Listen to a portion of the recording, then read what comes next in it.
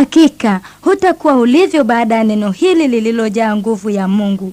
Fungua moyo wako kupokea chakula cha kiroho. Tunapomkaribisha sasa Askofu Zakaria Kakobe.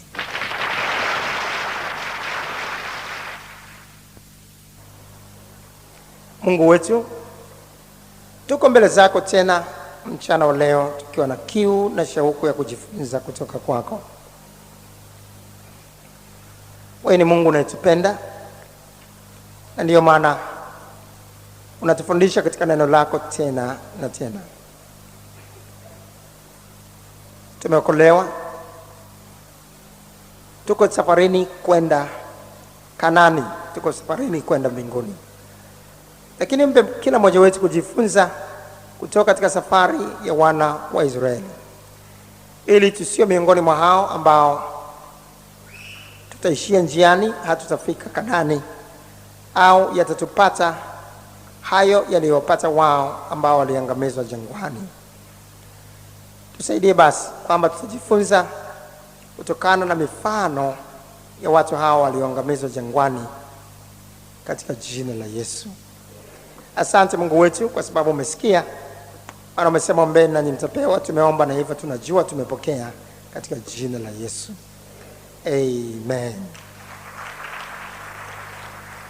Vizuri sana. Somo letu la leo, mapigo 10 ya wana wa Israeli. Mapigo 10 ya wana wa Israeli. Mapigo 10 ya wana wa Israeli.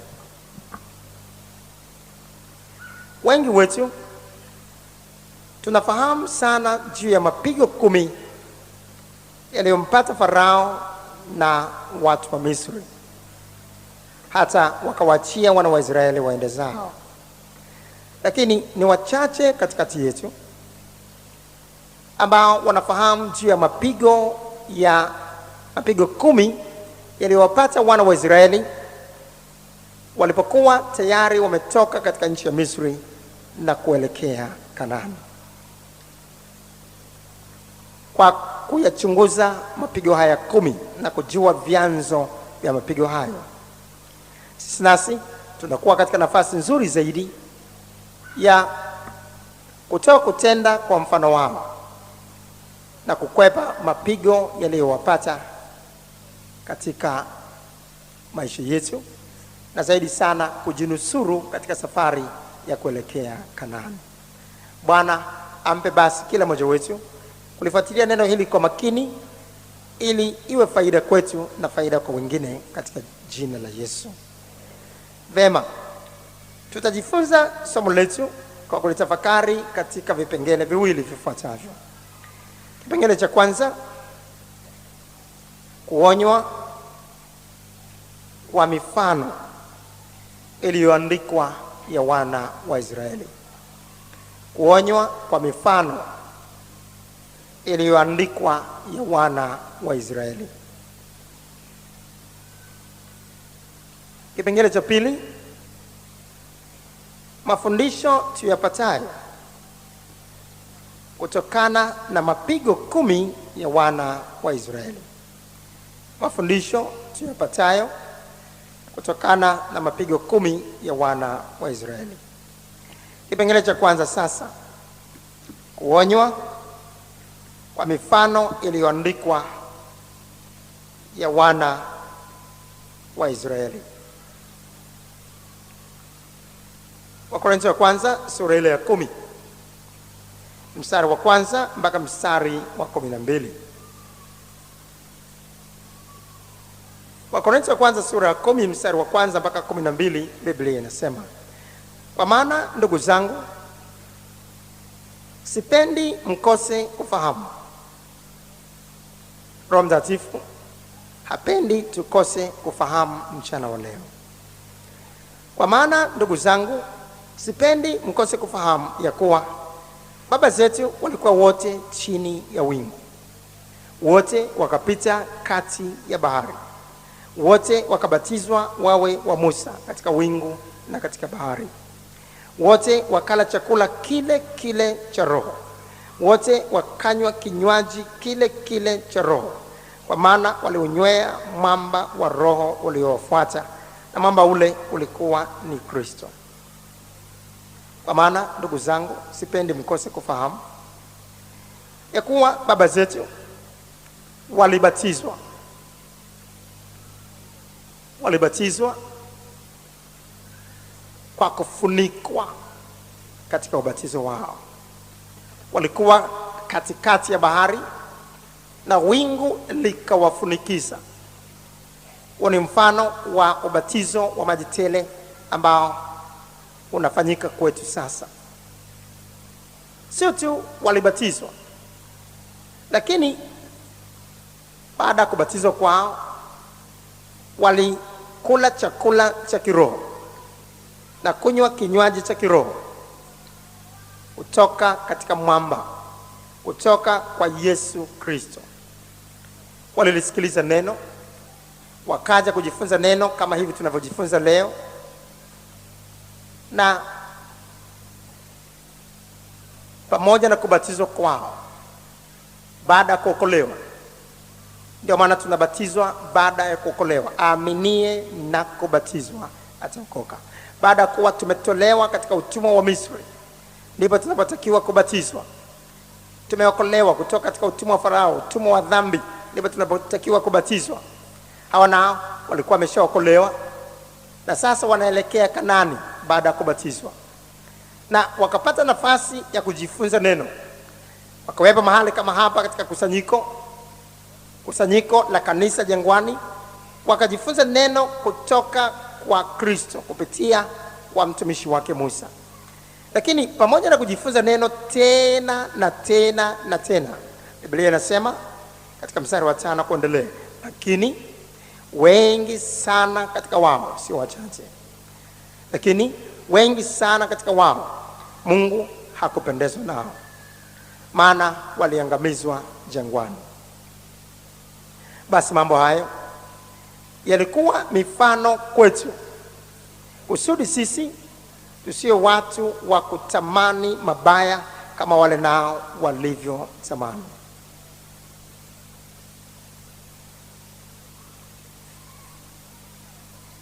Na hata mstari wa 11 maandiko yanasema, basi mambo hayo yaliwapata wao kwa jinsi ya mifano, yakaandikwa ili kutuonya sisi tuliofikiriwa na maisha ya zamani.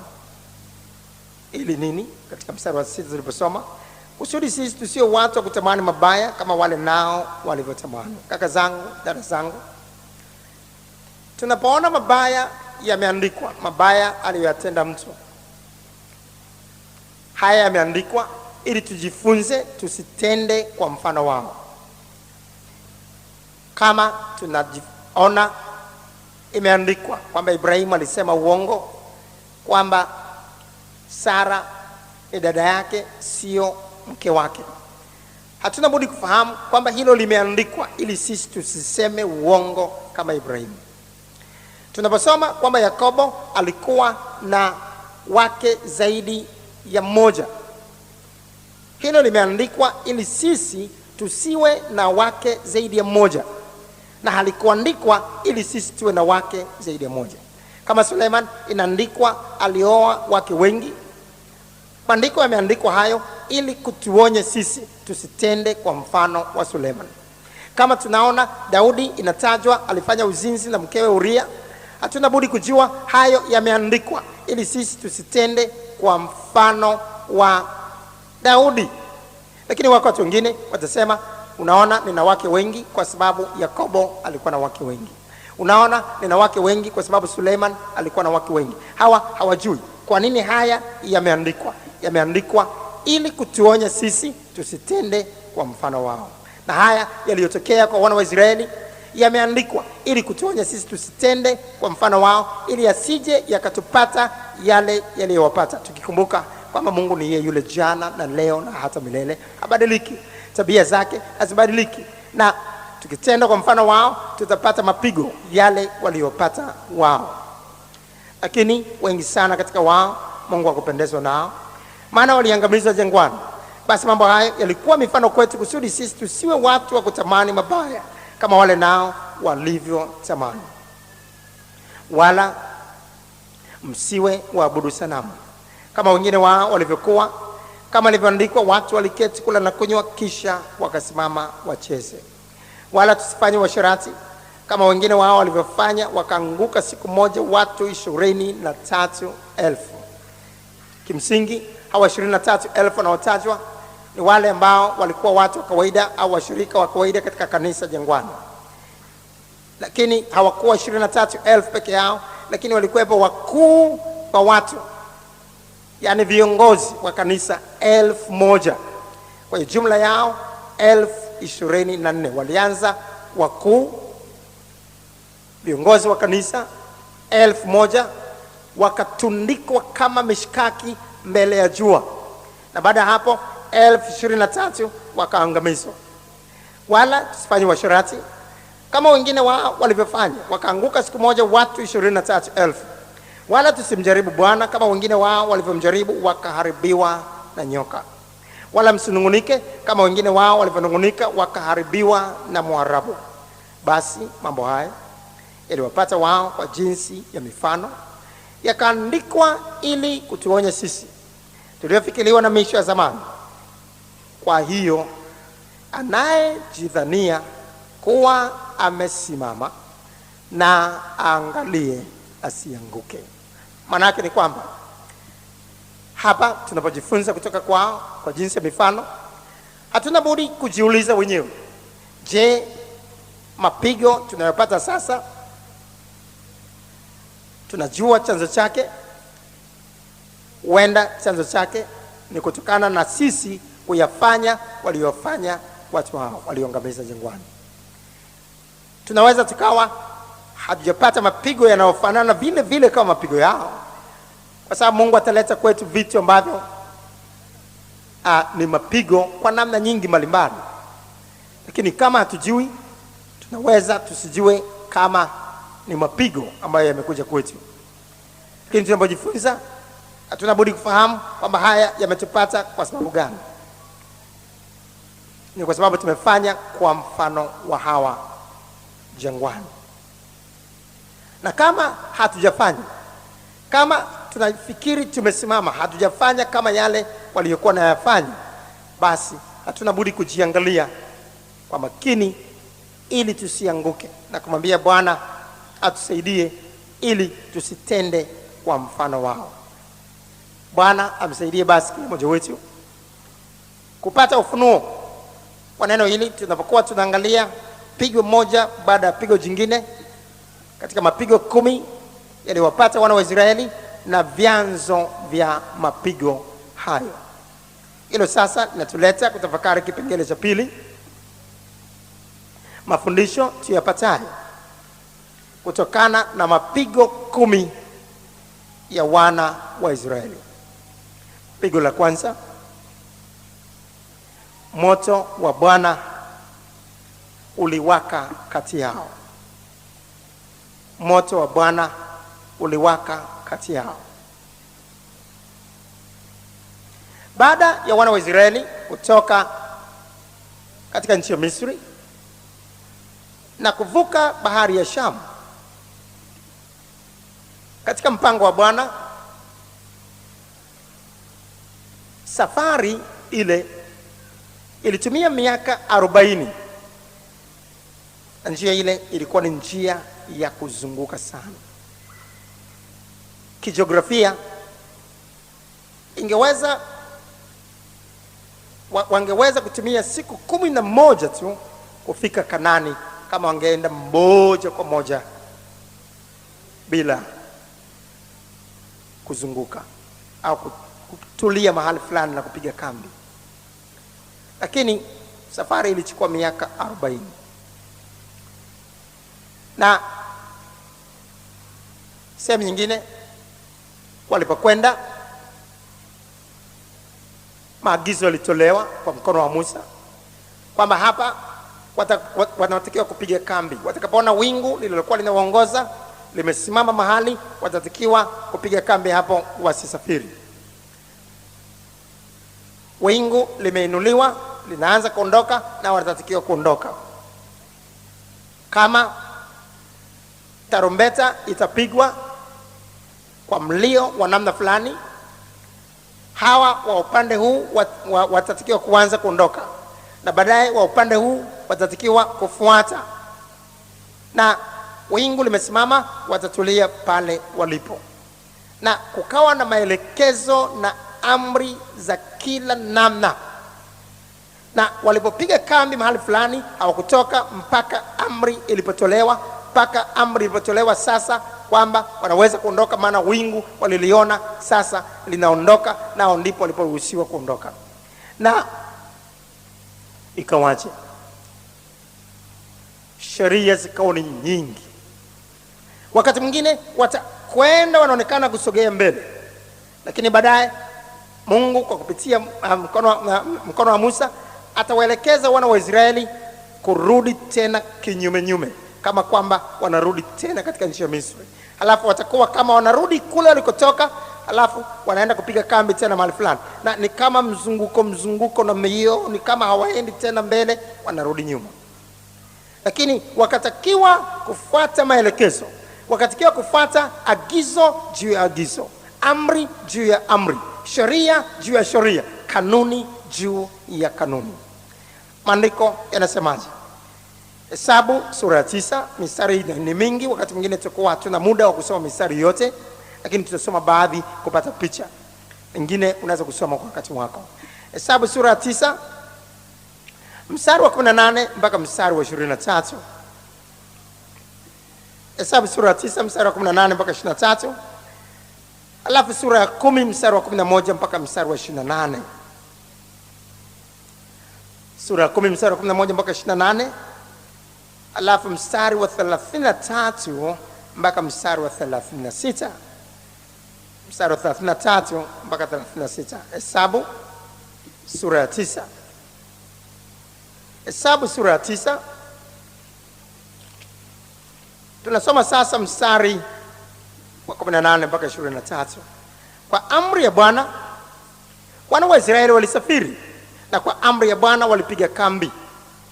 Wakati lile wingu lilipokaa juu ya maskani, walikaa katika kambi yao. Na lile wingu lilipokawia juu ya maskani siku nyingi, ndipo wana wa Israeli walipolinda malinzi ya Bwana, wala hawakusafiri. Na pengine lile wingu lilikaa juu ya maskani siku chache, ndipo kwa amri ya Bwana walikaa katika kambi yao, tena kwa amri ya Bwana walisafiri.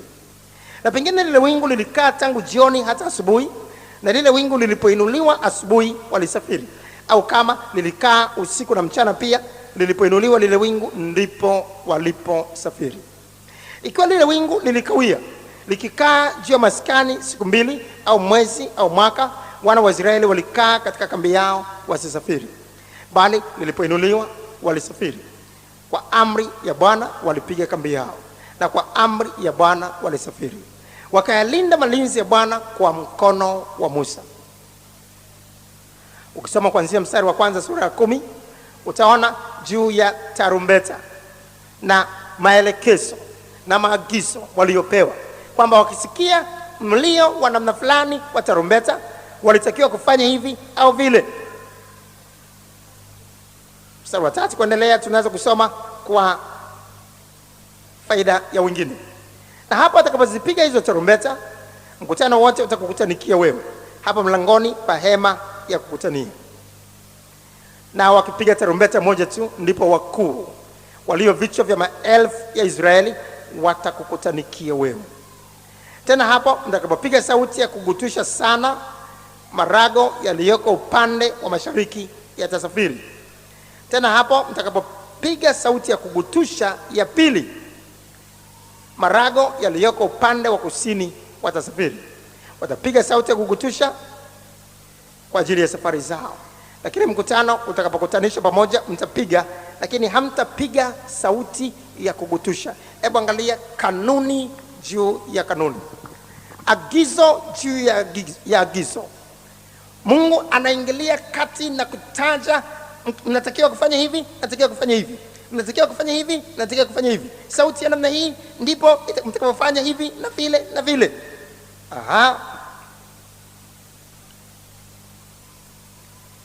Anasema hapa tena, hapa mtakapopiga sauti ya kugutusha ya pili, marago yaliyoko upande wa kusini watasafiri. Watapiga sauti ya kugutusha kwa ajili ya safari zao, lakini mkutano utakapokutanishwa pamoja mtapiga, lakini hamtapiga sauti ya kugutusha. Na mstari wa 11 kuendelea. Ikawa mwaka wa pili, mwezi wa pili, siku ya 20 ya mwezi hilo, wingu liliinuka kutoka pale juu ya maskani ya ushahidi. Wana wa Israeli wakasafiri kwenda mbele kwa safari zao kutoka jangwa la Sinai, na hilo wingu likakaa katika jangwa la Parani. Nao wakasafiri kwanza kwa amri ya Bwana kwa mkono wa Musa. Mahali pa mbele ilisafiri Beramu ya marago ya wana wa Yuda kwa majeshi yao, na Nashon mwana wa Aminadabu ndiye aliyekuwa juu ya jeshi lake, na juu ya jeshi la kabila ya wana wa Isakari alikuwa Nathanieli mwana wa Swari. Inatajwa jinsi walivyokuwa na safiri, jinsi walivyokwenda kwa utaratibu. Nani atatangulia, nani atatangulia, nani atafuata, nani atatangulia kuinuka, nani atafuata, taratibu moja baada ya taratibu nyingine. Na maandiko yanaendelea kusema katika mstari wa 28, ndivyo zilivyokuwa safari zao wana wa Israeli kwa majeshi yao, nao wakasafiri kwenda mbele. Mstari wa 33 kuendelea. Basi wakasafiri kutoka penye mlima wa Bwana safari ya siku 3, na sanduku la agano la Bwana likatangulia mbele yao mwendo wa siku 3 ili kuwatafutia mahali pa kupumzika. Na wingu la Bwana lilikuwa juu yao mchana hapo waliposafiri kwenda mbele kutoka kambini. Ilikuwa hapo sanduku liliposafiri kwenda mbele, ndipo Musa akasema, inuka Bwana, adui zako na watawanyike, na wakimbie mbele zako hao wakuchukiao. Tena hapo niliposimama akasema, Bwana, warudie 10,000 ya maelfu ya Israeli. Tena hapo niliposimama akasema, Bwana, warudie 10,000 ya maelfu ya Israeli. Wakasafiri kwa maelekezo thabiti, hatua moja baada ya hatua nyingine. Na wana wa Israeli, maandiko yanasema, kutokana na maelekezo mengi namna hii, sheria nyingi namna hii, kanuni nyingi namna hii, Mungu ametumia tuende Kanaani. Kwa nini sasa tunaambiwa sasa tupige kambi? Tena tumekaa hapa siku chungu mzima hatuondoki, hatuendi katika nchi ile tuliyopewa iliyojaa maziwa na asali. Tunaambia tuendelee kukaa hapa, eti tungoje mpaka wingu lianze kuinuka, tungoje mpaka wingu lianze kuinuka eti ndio tuanze kuondoka. Tena tungoje sauti za tarumbeta namna hii ikilia waanze kuinuka hawa. Kwa nini sheria za namna hii? Sheria zimezidi. Tena wakati tunapokuwa tunakwenda sasa, tunaona tunataka kufika, huyu Musa anaturudisha tena nyuma, anatufanya tuzunguke tena, anatufanya tuzunguke tena turudi kule tulikotoka. Lakini sisi tuendelee kutii, eti tuendelee kufanya yale ambayo Mungu ametuambia kupitia kwa mkono wa Musa. Yote haya mbona ni mzigo, mbona ni mzigo mzito? Biblia inasema wana wa Israeli wakafa moyo kwa sababu ya ile njia. Mungu kwa makusudi alitaka kuwazungusha, alitaka wapige kambi, alitaka waondoke baada ya wingu kuondoka. Biblia inasema aliwatweza apate kuwajaribu, apate kuona je watatii sheria moja baada ya sheria nyingine, je watatii kanuni moja baada ya kanuni nyingine, hata kama zile zilizo ndogo. Je watafuata maelekezo ya Bwana kama yalivyo, watakuwa ni watii kweli? Akaweka maelekezo, akaweka kanuni juu ya kanuni, sheria juu ya sheria, apate kuona je watatii hata katika yale yaliyo madogo. Lakini wao wakasema, wakafa moyo kwa ajili ya ile njia, wakaanza kunung'unika. Maandiko nasema katika Hesabu sura ile 21, Hesabu 21 mstari wa 4, wakasafiri kutoka mlima wa Hori kwa njia ya bahari ya Shamu ili kuizunguka nchi ya Edomu. Watu wakafa moyo kwa sababu ya ile njia. Walivyokufa moyo kwa sababu ya ile njia, wakaanza kunung'unika, wakaanza kulalama, wakaanza kulalama, wakaanza kunungunika. Kwa nini? Sheria mbona zimezidi? Sheria mbona zimezidi? Kwa nini tusiende tu moja kwa moja? Kwa nini kiongozi huyu Musa anatuambia hapa tupige kambi? Tena hatutakiwi kutoka mpaka wingu lile lianze kuondoka. Kwa nini hatuwezi kwenda tu moja kwa moja tu hivi? Mbona tunafanya kama watoto wadogo? Mbona tunafanya kama watoto wa shule? Kwa nini hatuwezi kwenda sisi watu wazima bwana? Kwa nini mpaka tungojee sauti ya tarumbeta? Kwa nini? Wakaanza kunungunika. Pigo la kwanza likaja kwa wana wa Israeli baada ya manunguniko yao. Biblia inasema katika Hesabu sura ile ya 11, Hesabu sura ile ya 11 mstari wa kwanza mpaka mstari wa 3. Hesabu 11 mstari wa kwanza mpaka mstari wa 3. Kisha hao watu walikuwa kama wanungunikao, wakinena maovu masikioni mwa Bwana. Bwana aliposikia hayo, hasira zake zikawaka, na moto wa Bwana ukawaka kati yao, ukateketeza katika mipaka ya mwisho wa marago. Ndipo watu wakamlilia Musa, naye Musa akamwomba Bwana, na ule moto ukakoma. Jina la mahali hapo likaitwa Tabera, kwa sababu huo moto wa Bwana ukawaka kati yao. Kaka zangu, dada zangu, tunapokuwa tayari tumeokolewa, sisi nasi tunaweza tukajikuta tukawa kama wana wa Israeli. Tunaanza kupiga kelele, sheria zimezidi. Kwa nini? Kila jambo lazima kufuata maelekezo haya yale, kanuni, sheria, maagizo chungu mzima. Hii bwana, too much, hii imezidi. Kwa nini? This is too legalistic. Kwa nini kanuni juu ya kanuni? Kwa nini sheria juu ya sheria? Na tunaona ni mzigo mzito. Watu wengine hata tu baada ya kuokolewa wataona ni mzigo mzito kubatizwa katika maji tele. Watasema, kwa nini tubatizwe katika maji tele? Kwani kuna kitu cha ziada kipi? Kwa nini tubatizwe katika maji tele? Kuna kitu gani kinaongezeka tukiingizwa katika maji tele? Kwani ubatizo tuliobatizwa utotoni si unatosha? Kunatosha ya nini mambo haya? Haya mambo si ya lazima.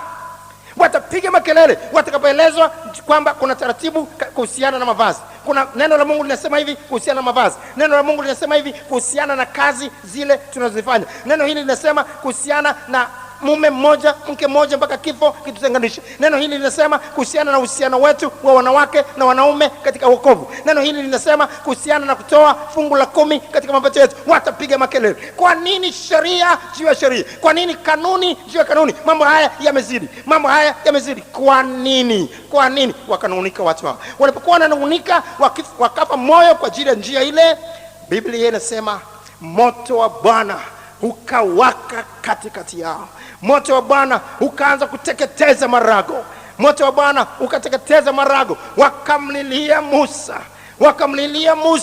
Wakamlilia Musa. Musa akaomba, moto ule ukakoma. Ungewaza wamesikia, ungewaza wamejifunza, ungewaza sasa hawatarudia tena. Ndivyo walivyo wanadamu, ndivyo walivyo watu waliokolewa hata leo. Baada ya kuwa wameokolewa, baada ya neno kama hili, unaweza kuona watu wengine wanalia, wanapiga kelele. Ungeweza kudhani hili hawatalifanya tena, lakini hawa nao walifanya tena mabaya zaidi kuliko ya mwanzo. Na ikawaje? Pigo la pili likaja juu yao. Pigo la pili lilikuwa nini? Maandiko yanasema ugonjwa mbaya. Ugonjwa ulikuwaje? Ulitokea ugonjwa mbaya, na ugonjwa ulikuwa kwamba nyama ziliwatokea katika mianzi ya pua zao, na wengi wakafa. Walikula nyama, na baada ya kula nyama kwa wingi sana, siku baada ya siku, wiki baada ya wiki, wakapata ugonjwa. Mtu anaweza kula nyama kila siku asipate ugonjwa huu, lakini hao walipokula nyama tena na tena, nyama hatimaye zikapanda, zikaanza kuota katika mapua yao, zikatokea kwenye mianzi ya pua zao. Hebu jaribu kuwaza, kama nyama zinatokeza kwenye pua zako, unakuwa unavuta hewa namna gani? Unakuwa unapumua namna gani? Utaweza kuona mateso yaliwapata. Wengi wakafa. Lakini ugonjwa huu ulitokana na nini? Chanzo chake kilikuwa nini mpaka pigo hili la pili likaja juu yao? Kulikuwa na tamaa ya nyama, na vyakula vya Misri. Na tena kulikuwa na lugha mbaya ya uasi, wakizungumza kwamba ni afadhali warudi Misri. Kule Misri kuna uheri, kule Misri kuna nafuu kuliko huku katika wokovu. Ikawaje? Hesabu sura ya 11 mstari wa 4 mpaka mstari wa 10. Hesabu 11 mstari wa 4 mpaka wa 10, alafu mstari wa 16.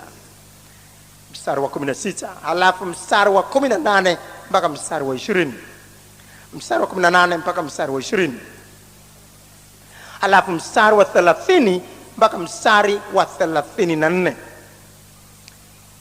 Mstari wa 30 mpaka 34. Hesabu 11 mstari wa kwanza, mstari wa 4 sasa mpaka mstari wa 10. Kisha mkutano wa wafuasi waliokuwa kati yao wakashikwa na tamaa. Wana wa Israeli nao wakalia tena, wakasema, ni nani atakayetupa nyama tule? Twakumbuka samaki tuliyokula huko Misri bure, na yale matango na matikiti na mboga na vitunguu saumu. Lakini sasa roho zetu zimekauka, hapana kitu chochote, hatuna kitu cha kutumaini isipokuwa hii mana tu. Isipokuwa hii mana tu. Wakashikwa na tamaa. Wakashikwa na tamaa, wanataka nyama.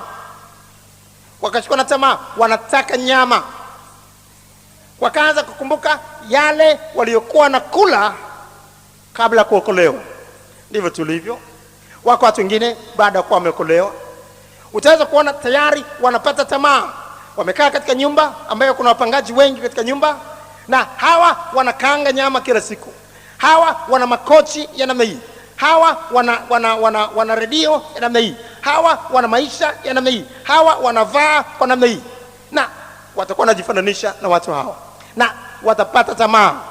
Tuwe kama watu hawa, tule kama watu hawa, bila kuelewa kwamba watu hawa ni watu ambao wanapata pesa zao kwa njia zisizo halali.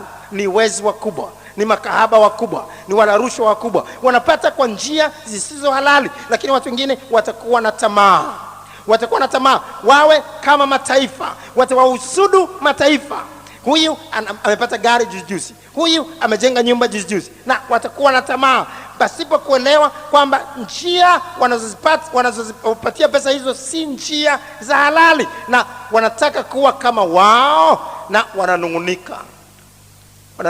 Sio hilo tu, na watakumbuka maisha yao kabla ya kuokolewa, na watakumbuka kwamba walikuwa na pesa nyingi kabla ya kuokolewa, walikuwa na maisha namna fulani kabla ya kuokolewa, lakini sasa maisha yao yamekuwa duni kuliko pale mwanzo.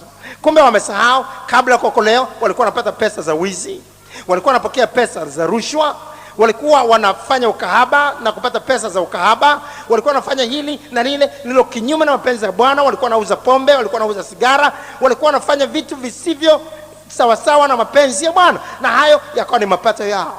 Lakini sasa wamesahau, kwa sababu hawawezi kufanya yale waliokuwa wanafanya wakati ule. Sasa pesa zao zimepungua, fedha zao zimepungua. Wakati ule ili wapate tenda, ili wapate zabuni, walikuwa wanatoa 10%, walikuwa wanatoa 10% ya kuwapa hao wakuu katika nafasi mbalimbali, ili wapate tenda zao, wapate zabuni zao. Lakini sasa hawawezi kufanya hivyo, na kwa sababu hiyo pesa haiko kama mwanzo, na kwa sababu hiyo maisha yao yamekuwa duni. Hawali kama vile walivyokuwa nakula Misri, na sasa nao wanaanza kukumbuka samaki walizokula Misri, wanaanza kukumbuka matikiti waliokuwa nakula Misri, wanaanza kukumbuka vitunguu vya saumu walivyokuwa nakula Misri. Unaweza kuona, na wamesahau kwamba maisha yao sasa yamebadilika. Wamesahau kwamba shina la mabaya yote ni kupenda fedha. Na watakapoanza kukutana na watu katika ofisi zao wakati wa mchana, wanaleta chipsi, wanaleta kuku, wanaleta soda, na wanakula kwa kutamba. Halafu wanasema, mlokole, karibu na wewe ule. Na hawa wanaanza kujisikia vibaya, wanaanza kukumbuka jinsi walivyokuwa na kula kule Misri kabla ya kuokolewa. Wanaanza kujiona ni duni, wanakumbuka walivyokuwa wanakula Misri kabla ya kuokolewa. Wanaanza kujiona duni, wanaanza kujiona hawafai, wanaanza kujiona hawafai. Na hata wakikutana na watu wengine na watu wanawaambia, hey, mlokole, wewe unaona wakati kabla hujaokolewa ulikuwa na maisha mazuri sana, ulikuwa na maisha mazuri sana, tumekujua, lakini wewe umekwenda full gospel sasa, umekwenda kule kwa Kakobe. Angalia sasa maisha yako, unajifanya eti unafanya mapenzi ya Bwana, lakini angalia umaskini umekwandama. Angalia hakuna hiki, hakuna kile, hakuna hiki, hakuna kile. Maisha yako ya zamani, jinsi ulivyokuwa zamani, ulikuwa mtu wa ajabu sana, ulikuwa umefanikiwa sana, lakini sasa angalia ulokole umekufilisi, ulokole umekumaliza. Na mtu huyu badala ya kushangilia, badala ya kufurahi kwamba maandiko yanasema itanifaidia nini nikiupata ulimwengu wote na kupata hasara ya nafsi yangu, badala ya kufurahi na kushangilia moyoni, anasononeka moyoni, anaanza kuumia moyoni, anaanza kukumbuka vyakula vya Misri, anaanza kukumbuka yale aliyokuwa anayapata ya Misri. Hata naye anawaza, afadhali turudi Misri, afadhali nirudi Misri, afadhali niache wokovu. Na mtu huyu hana tofauti na watu hao, mtu huyu hana tofauti na watu hao. Ikawaje? Mstari wa 16 maandiko nasema, kisha Bwana akamwambia Musa, nikusanyie watu 70 miongoni mwa wazee wa Israeli, ambao wewe wajua kuwa ndio wazee wa watu hawa, na maakida juu yao, ukawaleta hata hema ya kukutania, wasimame huko pamoja nao. Na ikawaje baada hapo, mstari wa 18 mpaka mstari wa 20, kisha waambie watu hawa, jitakaseni nafsi zenu kabla ya kesho, nanyi mtakula nyama. Kwa maana mmelia masikioni mwa Bwana mkisema, ni nani atakayetupa nyama tule? Maana huko Misri tulikuwa na uheri. Kabla ya kuokoka nilikuwa na uheri. Kabla ya kuokoka mambo yangu yalikuwa yanakwenda vizuri zaidi kuliko sasa. Na unaanza kutamani maisha uliyokuwa nayo kabla ya kuokoka. Una tofauti na watu hawa, una tofauti na watu hawa. Jambo hilo linamchukiza Bwana, jambo hilo linampendeza, linamchukiza Bwana. Maana yake unachosema kwamba Shetani nilikuwa namtumikia alikuwa na uheri kuliko Yesu ninayemtumikia sasa. Umemfanya Yesu amekuwa ni duni kuliko Ibilisi. Umemfanya Shetani ni zaidi kuliko Yesu, halafu namuita yeye ni Bwana. Bwana katika nini? Wakasema, maana huko Misri tulikuwa na uheri. Basi kwa sababu hiyo Bwana atawapa nyama, nanyi mtakula. Hamtakula siku moja, wala siku mbili, wala siku 5, wala siku 10, wala siku 20, lakini mtakula muda wa mwezi mzima, hata hapo nyama hiyo itakapotoka katika mianzi ya pua zenu. Nanyi mtaiki naye, kwa sababu mmemkataa Bwana aliyekati yenu. Mmemkataa Bwana na kumtukuza Ibilisi na kumwona yeye ni zaidi, na kulia mbele zake mkisema, tulitoka Misri kwa maana gani? Wako watu wengi ambao baada ya kuokolewa utasikia wanapiga kelele, kama ni hivi afadhali kuacha wokovu, kama ni hivi afadhali kuacha wokovu. Hawa hawana tofauti na watu hawa, hawa hawana tofauti na watu hawa. Afadhali kabla ya kuokoka mambo yangu yalikuwa mazuri zaidi, lakini baada ya kuokoka mambo yangu yamekongoroka, mambo yangu yameharibika. Hakuna maana yoyote ya kuokoka. Yale unayotamka, yale unayosema hayana tofauti na watu hawa. Ikawaje? Ndivyo ilivyotokea. Nyama zile zikaja, wakafikiri kama sasa wanakula nyama wanafanikiwa, na Mungu anaweza kukuvuta, ukaona kama biashara zako sasa zinafanikiwa. Mwanamke ukaanza kuona kama shughuli zako zinafanikiwa kikazi, kumbe nataka kukupiga pigo. Ghafla tena mambo yameharibika, ghafla tena mambo yamekongoroka, ili akufundishe kwamba mtu hataishi kwa mkate tu, ila kwa kila neno litokalo katika kinywa cha Mungu. Ili Mungu akufundishe sawa sawa na Timotheo wa kwanza sura ile ya 6, akufundisha neno hili kwamba tumekuja duniani hatuna kitu, tutatoka bila kitu duniani. Timotheo wa kwanza sura ya 6 mstari wa 6 mpaka mstari wa 10. Walakini utaua pamoja na kuridhika ni faida kubwa, kwa maana hatukuja na kitu duniani, tena hatuwezi kutoka na kitu, ila tukiwa na chakula na nguo tutaridhika na vitu hivyo. Lakini hao watakao kuwa na mali huanguka katika majaribu na tanzi na tamaa nyingi zisizo na maana, zenye kudhuru, ziwatosazo wanadamu katika upotevu na uharibifu. Maana 21 na mabaya ya kila namna ni kupenda fedha, ambayo wengine hali wakitamani hiyo wamefarakana na imani na kujichoma kwa maumivu mengi. Bwana anataka akufundishe kwamba ni afadhali tusiwe na chochote za ziada sana, lakini tuwe na chakula na nguo. Lakini kwa namna yote tusimwache Bwana, kwa namna yote tusitoke katika neno. Maana itatufaidia nini tukipata ulimwengu wote halafu tukaviacha vyote hapa? Na kama mtu yuko katika Mithali sura 30 mstari wa 8 mpaka mstari wa 9, Mithali 30 mstari wa 8 mpaka wa 9 anasema, uniondolee ubatili na uongo, usinipe umaskini wala utajiri, unilishe chakula kilicho kadiri yangu, nisije nikashiba nikakukana. Mtu yule aliogopa kumkana Bwana Yesu. Nikasema, Bwana ni nani, wala nisio maskini sana nikaiba na kulitaja bure jina la Mungu wangu. Na kwa sababu hii sasa wakavutwa wakaona kula nyama. Lakini maandiko yanasemaje katika kula nyama kwao? Katika Hesabu sura ile ya 11 mstari wa 33 mpaka mstari wa 34. Kisha hapo hiyo nyama ilipokuwa ikali kati ya meno yao, hawajatafuna bado, hasira za Bwana ziliwaka juu ya watu. Bwana akawapiga watu kwa pigo kuu mno. Jina la mahali pale likaitwa Kibroth Hatava, maana ni hapo walipowazika hao watu waliotamani.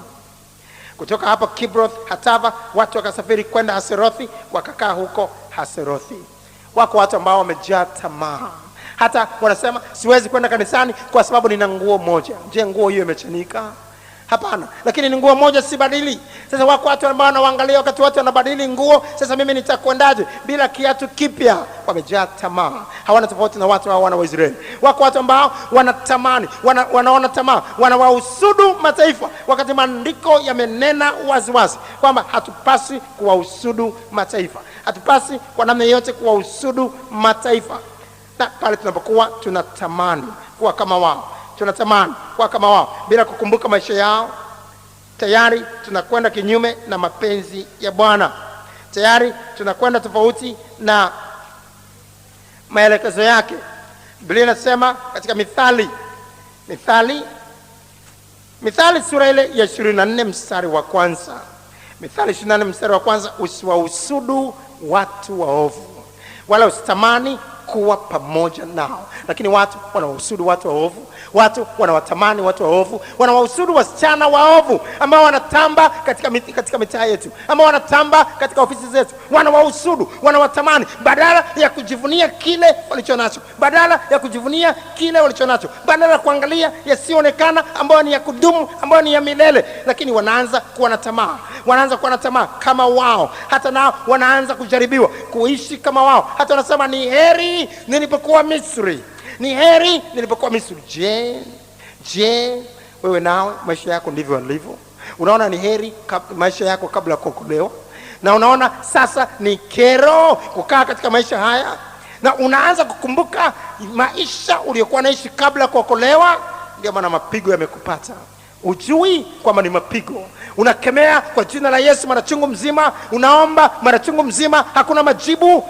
Nani atakujibu? Uko katika mapigo kwa sababu umeyastahili, kwa sababu Bwana kupendezwa na wewe, kwa sababu umeanza kuona kule kuna heri, kule kuna nafuu, kule kuna nafuu. Na Misri kuna heri kuliko pale ulipo. Sio hilo tu. Baada ya pigo hili ungedhani lingekuwa la mwisho. Wana wa Israeli wakafanya yaliyo mabaya zaidi. Hawakuishia hapo. Alikuwepo Miriam. Miriam naye akapata ukoma mweupe kama theluji. Hilo lilikuwa pigo la 3.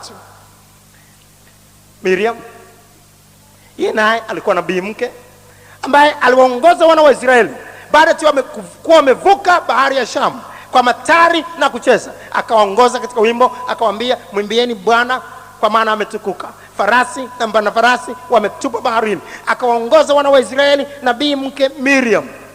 Lakini hatimaye baada ya muda mrefu katika safari, yeye naye akaanza kujifananisha na Musa. Akaanza kujiona zaidi kuliko Musa, na akaanza kuhoji, huyu Musa yeye ni wa kiroho zaidi kuliko sisi? Yeye Musa ana nini kuliko mimi? Na haya mambo yanayofanya haya amepata ufunuo wapi? Kama amejulishwa yeye, mbona mimi sijajulishwa? Akaanza kumsengenya mtumishi wa Bwana, akaanza kumnenea vibaya mtumishi wa Bwana. Ikawaje juu ya Miriam? Hesabu sura 11, Hesabu sura 12, samahani, Hesabu 12 sasa mstari wa kwanza mpaka 16. Kuna mengi ya kujifunza katika Hesabu kuhusiana na safari ya wana wa Israeli. Hesabu 12 sasa mstari wa kwanza mpaka mstari wa 16. Kisha Miriam na Haruni wakamnenea Musa kwa sababu ya mwanamke Mkushi aliyekuwa amemwoa, maana alikuwa amemwoa mwanamke Mkushi. Wakasema, je, ni kweli Bwana amenena na Musa tu, hakunena na sisi pia? Bwana akasikia maneno yao. Basi huyo Musa alikuwa mpole sana zaidi ya wanadamu wote waliokuwa juu ya uso wa nchi. Musa alionekana kutulia, alionekana kuwa kimya, alionekana kutokuzungumza maneno. Unaweza kuwa unazungumza ukatamba, ukawa unazungumza kinyume na mtumishi wa Bwana, ukawa unazungumza kinyume na Musa, na Musa akawa ametulia, akawa ni mpole, akawa ametulia kama kwamba hasemi lolote juu yako, na ukafikiri hakuna tatizo. Lakini Bwana atasimama upande wa Masihi wa Bwana siku zote.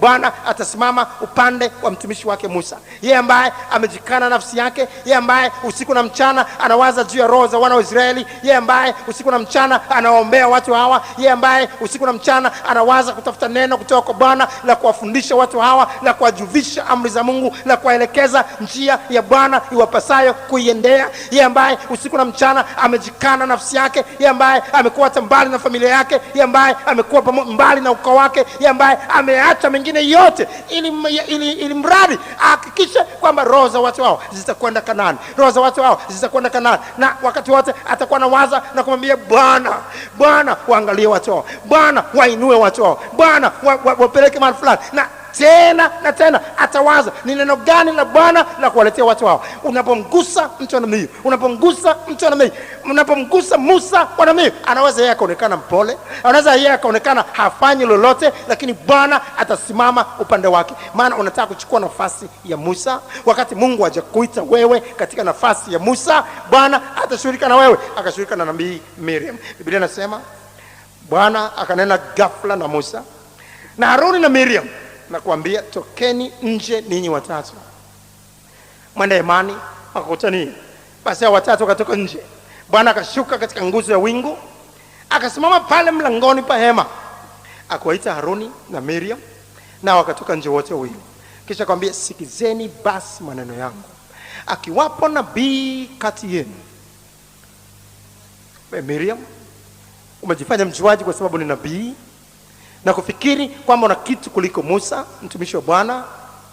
Sikizeni basi maneno yangu, akiwapo nabii kati yenu, mimi Bwana nitajifunua kwake katika maono, nitasema naye katika ndoto. Sivyo ilivyo kwa mtumishi wangu Musa, yeye ni mwaminifu katika nyumba yangu yote. Kwake nitanena mdomo kwa mdomo, maana waziwazi wala si kwa mafumbo. Naomba la Bwana yeye ataliona. Mbona basi ninyi hamkuogopa kumnenea mtumishi wangu huyo Musa? Wako watu wengine hawaogopi, tena wanaona sifa. Wako watu wengine kwa upofu wao wa kiroho hawaogopi kumnenea vibaya mtumishi wa Bwana, wanaona ni sifa. Wanatamba katika makanisa nyumbani, wanatamba katika makanisa, wanatamba, wanazungumza, wanatamba, wanakusanya makusanyiko, wanakusanya makundi katika nyumba zao, wanatamba, wanajionea ni sifa, kwa sababu ni vipofu wa kiroho. Ndio maana mapigo yamewapata. Mbona basi ninyi hamkuogopa kumnenea mtumishi wangu huyo Musa? Hasira za Bwana zikawaka juu yao, naye akaenda zake. Ndivyo walivyo watu, wanatafuta hasira ya Bwana, wanatafuta mapigo haya kuja kwao. Mtumishi wa Bwana huyu siku hizi amekwisha. Mtumishi wa Bwana siku hizi amekwisha. Hana kitu, hana chochote. Mtumishi wa Bwana huyu hana lolote, hana chochote, hana neno lolote, hana anatufundisha. Askofu wa jimbo hana chochote, hana lolote anatufundisha. Mchungaji huyu hana lolote, hana chochote. Ni maneno ya kuzungumza kinyume na utumishi wa Bwana, kinyume na utumishi wa Bwana. Na mtu atatamba, ataona kwamba ndivyo impasavyo kufanya, na atajiona yeye ni mambo. Nasema Musa ananibabaisha nini mimi? Musa ananibabaisha nini? Wakimwambia watu hawa kwamba wewe kwa nini mnenea mtumishi wa Bwana hivi vibaya? Huyo anawababaisha nyinyi. Kakobe mnamwabudu nyinyi, sio mimi. Miriam, mbona basi ninyi hamkuogopa kumnenea mtumishi wangu huyo Musa?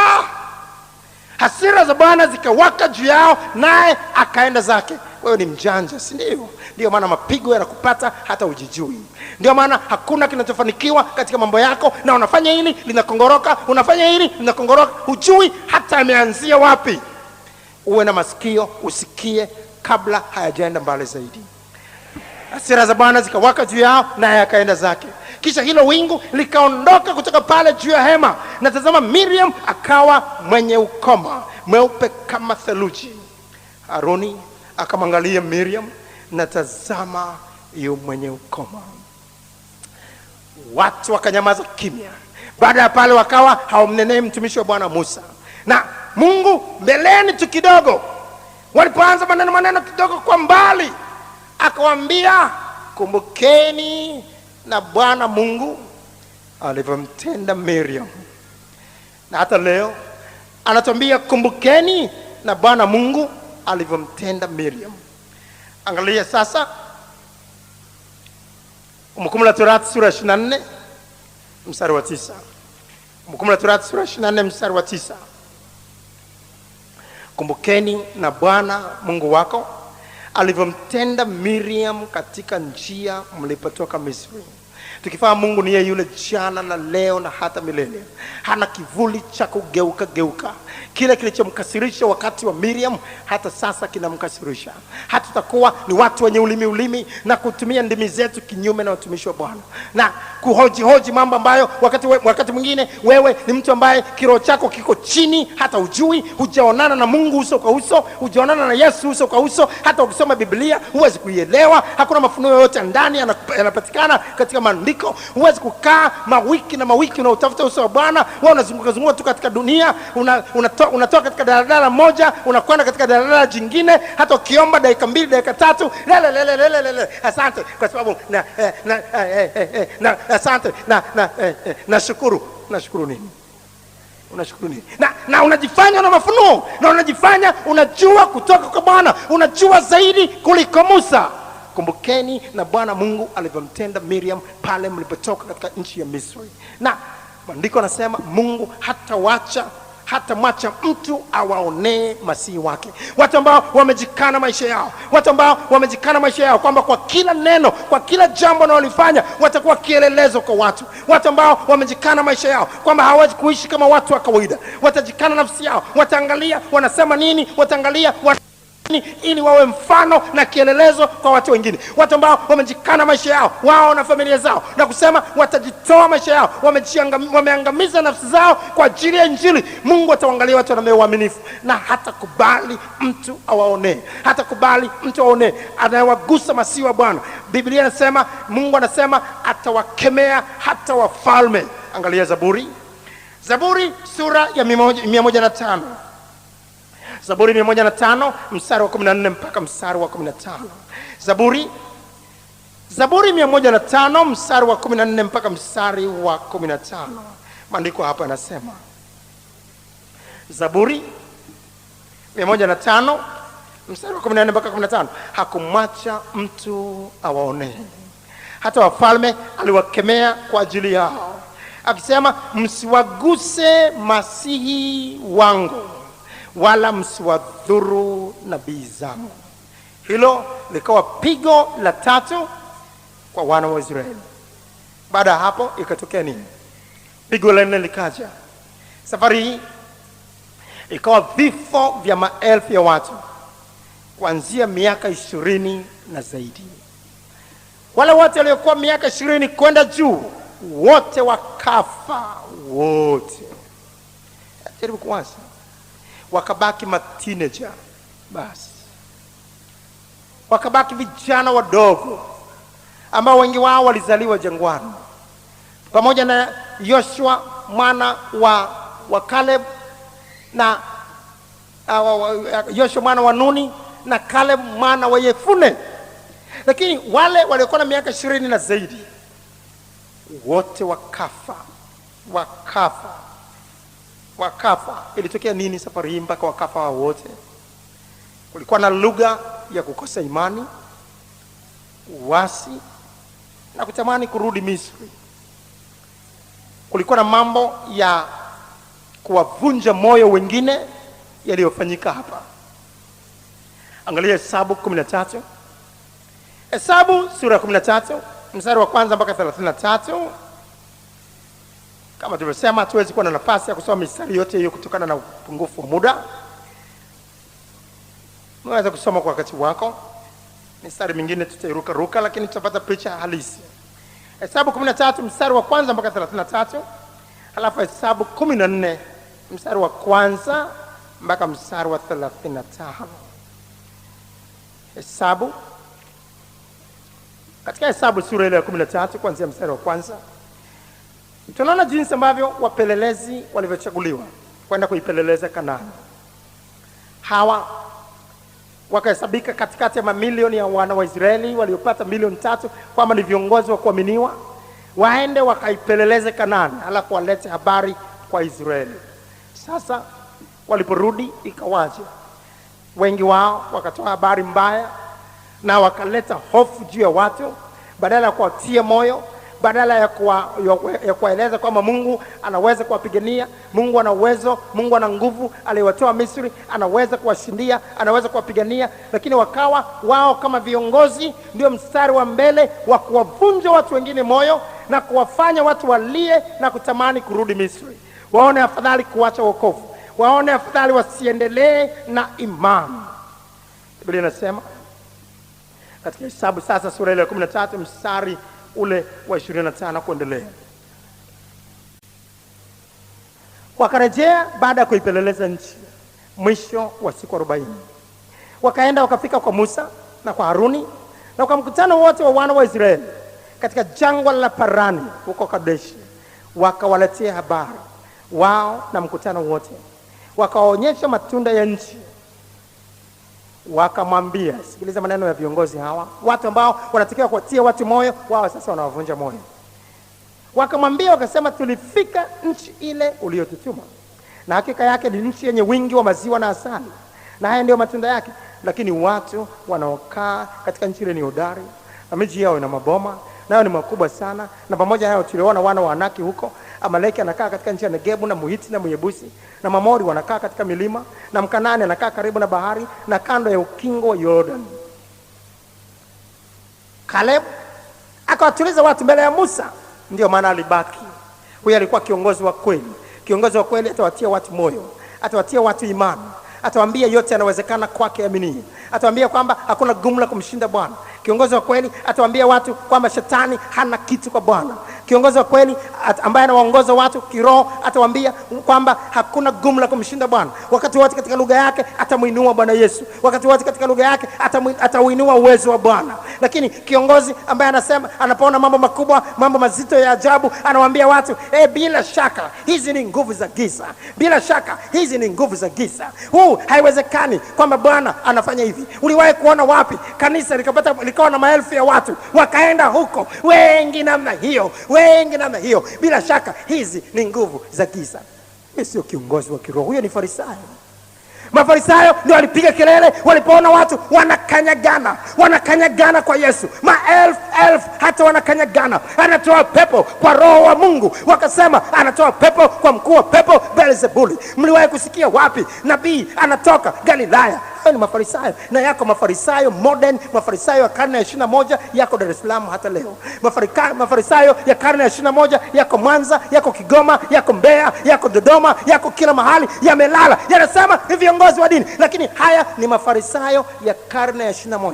Na Mafarisayo haya sio viongozi wa kiroho. Viongozi wa kiroho wanasema yote yanawezekana kwa Bwana. Yote yanawezekana kwa Bwana. Yote yanawezekana kwa Bwana. Yote yanawezekana kwa Bwana. Lakini angalia watu hawa wanasemaje? Caleb akasema, Caleb akawatuliza watu mbele ya Musa. Akasema, na tupande mara tukaitamalaki, maana tutaweza kushinda bila shaka.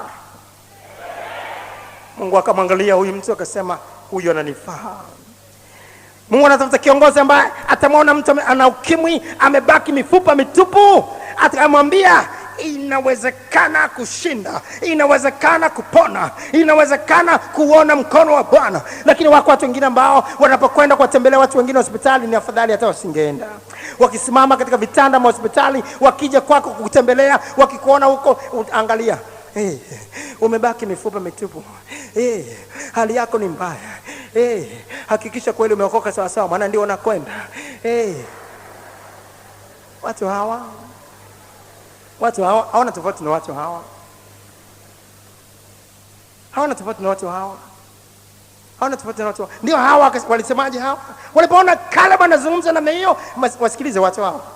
Basi wale watu ndio hao wengi waliopanda pamoja naye wakasema, hatuwezi kupanda tupigane na watu hawa, kwa maana wana nguvu kuliko sisi. Wakawaletea wana wa Israeli habari mbaya ile nchi walioipeleleza. Wakasema, ile nchi tuliipita kati yake ili kuipeleleza ni nchi inawala watu wanaoikaa, na watu wote tuliona ndani yake ni watu warefu mno. Kisha huko tuliwaona Wanefili, wana wa Anaki waliotoka kwa hao Wanefili, tukajua na nafsi zetu kuwa kama mapanzi, nao ndivyo walivyotuona sisi. Mkutano wote wakapaza sauti zao wakalia, watu wakatoka machozi usiku ule. Maana watu wanatarajia kusikia kwa watu ambao wameokoka zamani, kutiwa moyo na watu waliokoka zamani. Lakini utashangaa watu waliokoka zamani hawa ndio ambao wanavunja moyo watu wengine kuliko wanavyofikiri. Wamebaki wanasema, wakimwona mtu anakazana